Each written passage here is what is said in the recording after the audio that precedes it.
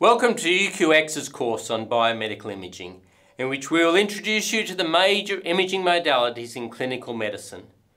You will be taught by a team of imaging professionals who do research into new ways of using imaging to get detailed information about the human body, and new ways of using imaging to diagnose everything from simple medical events to complex diseases.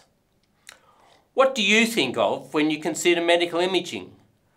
To most of you, it is probably those large envelopes which contain sheets of photographic film which you carry from the local radiology centre back to your treating physician.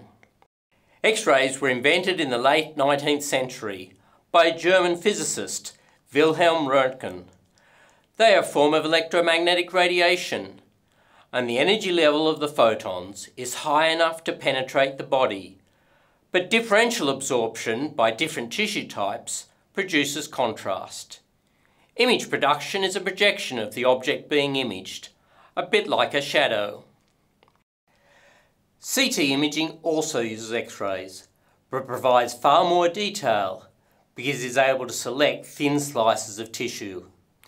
It uses many projections in different directions to build up an image. CT can also be used to build a three-dimensional image. Many of you will have had an ultrasound before you were born. The sonographer uses a transducer to transmit sound waves and then collect the signal that is reflected. MRI relies on the fact that in your body the hydrogen atoms produce a magnetic field which points in random directions. When they are put in a powerful magnet, they line up in the same way as a magnetised needle in the compass lines up with the Earth's magnetic field. The image changes by simply altering the timing of the acquisition. There are two classes of molecular imaging: single photon emission computed tomography, abbreviated SPECT, and positron emission tomography, or PET. Both use extremely small quantities of a molecule with a radioactive nucleus. The scanner detects the gamma waves, another form of electromagnetic radiation, to build an image. Do we need all these different types of imaging? By the end of this course, we hope that you will understand the different types of information that is obtained from each of these imaging modalities. We will also teach you the basic physics of each type of imaging.